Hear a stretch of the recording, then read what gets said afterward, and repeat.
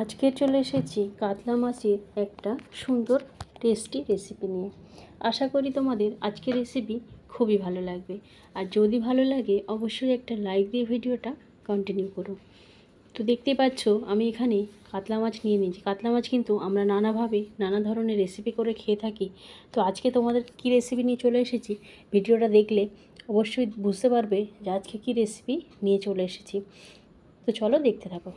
Welcome back to my channel. আমার চ্যানেলে তোমাদের সবাইকে আবারও একবার স্বাগত জানিয়ে একটা নতুন স্বাদের রেসিপি নিয়ে চলে এসেছি। কাতলা মাছ যেভাবে রেসিপি করে খাই আমরা, দই কাতলা, তো নানা ধরনের রেসিপি যে আমরা খেয়ে থাকি, খুবই ভালো লাগে কাতলা মাছ খেতে। আর অনেকেই কাতলা মাছ পছন্দ করে না, আবার অনেকেই খুবই পছন্দ করে। তো যারা পছন্দ করো না কাতলা মাছ তাদের জন্যই কিন্তু আজকে এই রেসিপি। তো আজকের এই রেসিপি অবশ্যই যারা কাতলা মাছ পছন্দ করো না তারা যদি একবার ট্রাই করো খুবই ভালো লাগবে, আর কাতলা মাছের কিন্তু ফ্যান হয়ে যাবে। তো দেখতেই পাচ্ছ আমি একদম ঘরোয়া মশলাতে, ঘরোয়াভাবে, ঘরোয়া উপকরণে কিন্তু আমি তোমাদেরকে রান্নাটা করে দেখাবো। আর আমার চ্যানেলে প্রত্যেকটা রান্নাই কিন্তু ঘরোয়া মশলাতেই থাকে। তো চাইলে তোমরা চ্যানেলটা ভিজিট করতে পারো, যারা নতুন বন্ধু আছো তাদের উদ্দেশ্যে বললাম। দেখতেই পাচ্ছ আমি 3 পিস কাতলা মাছ নিয়ে নিয়েছি। সেই মাছটাকে ধুয়ে জল ঝরিয়ে একটু লেবুর রস দিয়ে আর লবণ, হলুদ, শুকনো গুঁড়ো লঙ্কা দিয়ে খুব ভালো করে ম্যারিনেট করে কিন্তু 10 থেকে 15 মিনিট আমি মাছটাকে ঢাকা দিয়ে রেখে দেব। অবশ্যই রান্না করার 15 মিনিট আগেই কিন্তু মাছটাকে ম্যারিনেট করে রাখতে হবে, তাহলে সমস্ত মশলাগুলো কিন্তু মাছের মধ্যে খুব ভালো করে প্রবেশ করবে। তো অবশ্যই ম্যারিনেট করে রাখবে। তো চলো মেন উপকরণে যাই। এবার দেখো আমি একটা মিক্সির জার নিয়েছি, সেখানে দিয়েছি একটা ছোট্ট সাইজের টমেটো, 1 চামচ কালো সরিষা আর 1 চামচ সাদা সরিষা। তো চাইলে এটা পুরোপুরি কালো সরিষাতেও করা যায় বা সাদা সরিষাতেও করা যায়। তো এটা মিশিয়ে নিলে সুন্দর একটা ফ্লেভার থাকে, সেই জন্য আমি মিশিয়ে নিলাম। এখানে দিলাম 1 চামচ পোস্ত।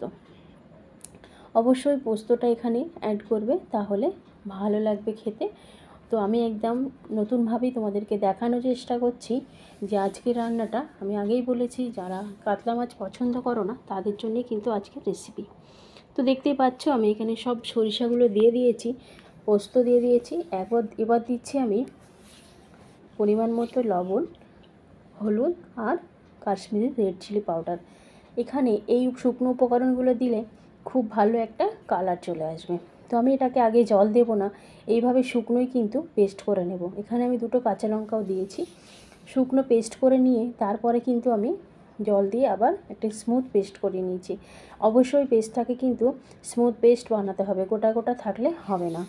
তো দেখতেই পাচ্ছ আমি একটু চামচ দিয়ে দেখিয়ে দিলাম যে কীভাবে পেস্টটা করতে হবে। আমি কিন্তু কাতলা মাছের ভাপা বানাবো, সেই জন্যে একটা টিফিন নিয়ে নিয়েছি। ভাপা বানাতে অবশ্যই একটা এয়ারটাইট টিফিন কৌটো প্রয়োজন। তো দেখতেই পাচ্ছ আমি সেই টিফিনেই কিন্তু মশলাটা ঢেলে নিয়েছি। এখানে আবারও হলুদ, অল্প লবণ আর কাশ্মীরি রেড চিলি পাউডার আবারও দিয়েছি সুন্দর কালারের জন্য।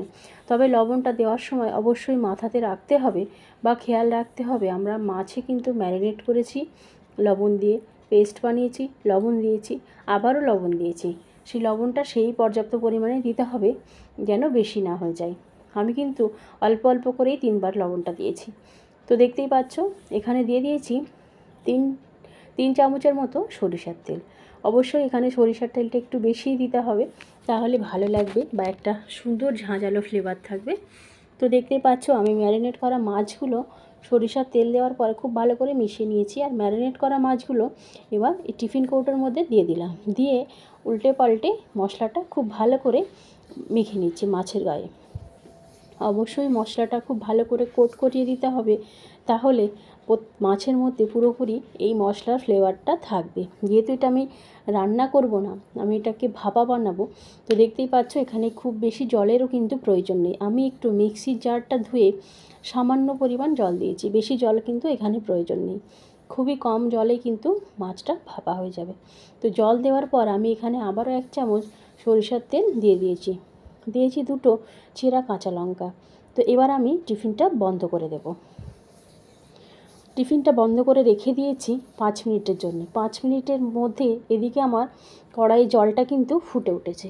আর টিফিনটা দিয়ে আমি টিফিন কৌটোটা ফোটানো জলের মধ্যে স্ট্যান্ড দিয়ে বসিয়ে দিয়েছিলাম 15 মিনিট। 15 মিনিট পর তোমাদেরকে খুলে আমি দেখাচ্ছি যে কত সুন্দর ভাপাটা তৈরি হয়ে গেছে আমার।